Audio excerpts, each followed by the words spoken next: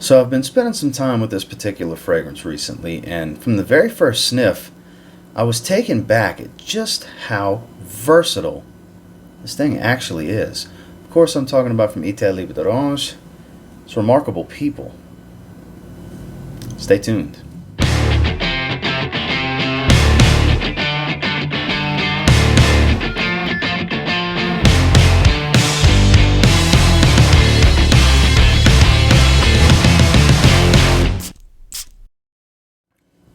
So this was sent out to me for review from twistedlily.com, which I will have linked below if you're interested in picking up this fragrance or any of the other fragrances that they offer with the 10% off code that's provided.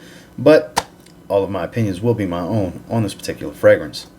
Let's get into the presentation.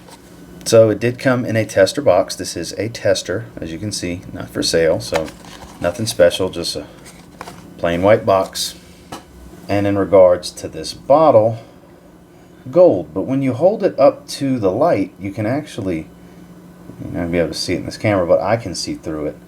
And then you have Etat Libre, and then the way they do their sticker that goes around the corner says remarkable people. Etat Libre with their logo on top does click into place, and then you have some more fragrance information here on the bottle, and then it does have a very, very good atomizer. Man, I love that scent. And you can actually control the distribution. So let's talk about that scent. So we'll have some fragrance information on screen for you guys, but what's interesting about this one is there's no lavender, right? But it's got I find it has a very strong aromatic quality to it. It's very, very aromatic. And I'm attributing that to some of the synthetics that are in it, this Lauranox mixing with the champagne and the grapefruit. I'm guessing that's what's kind of giving me that. I do get a little bit of sweetness up top, attributing to that cardamom, but it's mostly this pepper, champagne, this creamy sandalwood, and of course that grapefruit. Up top, you get hit with a big dose of this grapefruit and champagne. That's pretty much what the top is, and that's really what's giving off the aromatic quality. It's very juicy, very, very juicy citrus, and then on top of that, once you start getting into the heart and the transition is when I find the cardamom tends to come out a little bit more, as well as that pepper. The spice really kicks in, but it never really becomes a spicy fragrance at the same time. Like, you can smell these notes. They're very distinguishable, but it's not a spicy fragrance at all. If anything, it's a little fresh spicy because of this champagne note. It almost gives off a gin and tonic type of smell, this champagne. Very believable, fizzy, bubbly. It's beautiful the way they did this, because you would think a champagne-based fragrance is going to be very feminine, which I don't find this to be feminine. Now, I don't find it to be masculine either. I feel like anybody can wear it. It doesn't have any certain level of maturity or seriousness. At the same time, it's not very playful or very feminine either. You know, it kind of rides the line of what a fragrance for everyone really is. It's remarkable, pun intended, on how unisex and versatile this fragrance actually is. Now, when we get into the dry down, it's mostly just woods, and you're going to get a little bit of labdanum, like a soft leathery feel, but never much. It's mostly this creamy soft sandalwood through the remainder of the life of the fragrance. And then when you get into the performance, that's where it's not so remarkable, but it's interesting. It's consistent is a good word for the performance on this one, because the first 2 hours, it's a pretty good scent bubble. There's a nice scent trail on it without projecting out too far. There's still a nice trail when you're walking. Even when I come to a stop, the gust from behind me, the trail I was creating, would catch up to me almost instantaneously, and I would get a whiff of myself. The wife loves the way this one smells. Even into the 4 or 5 hour mark, if I would walk by her, she would get a whiff of it and say, "Ooh, you still smell good." So that's very encouraging. She knows I'm always testing fragrances, so she's always got her nose out to let me know. She knows I'm always testing something.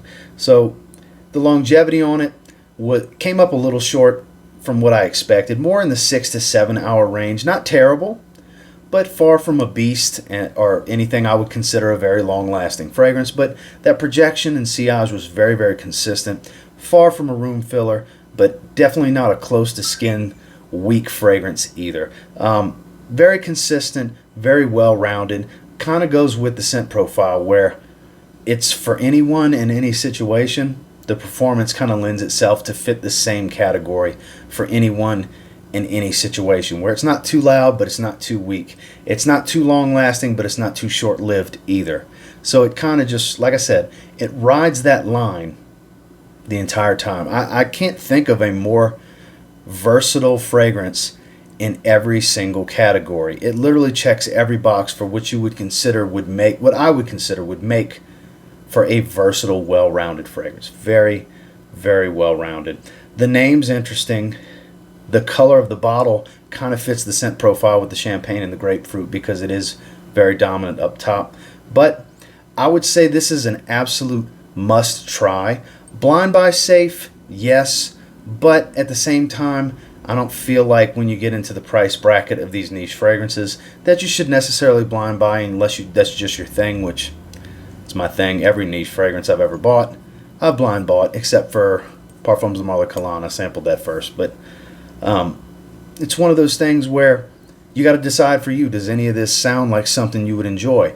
I always urge, get a sample, try it for yourself, give it a few wearings, see if it's full bottle worthy for you. And in my opinion, if you're looking for something that you can literally do anything with, this is going to be that fragrance for you. Again, we're talking about Remarkable People from Etat Libre. Well, that's my thoughts and feelings on Remarkable People. And until next time, do me a real quick favor and go ahead and like, comment, subscribe. Because I do appreciate all the feedback and I love hearing from you guys. How many of you have tried this fragrance before? I mean, I was surprised from the very first spray.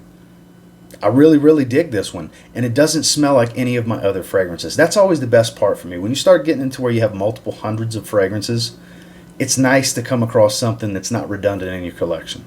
You know, don't get me wrong, I have a lot of similar scent profiles and clones and things like that, but when I come across something that is just unique in my collection, it's always a welcome addition, and it really makes me happy, for lack of a better term. This really made me happy.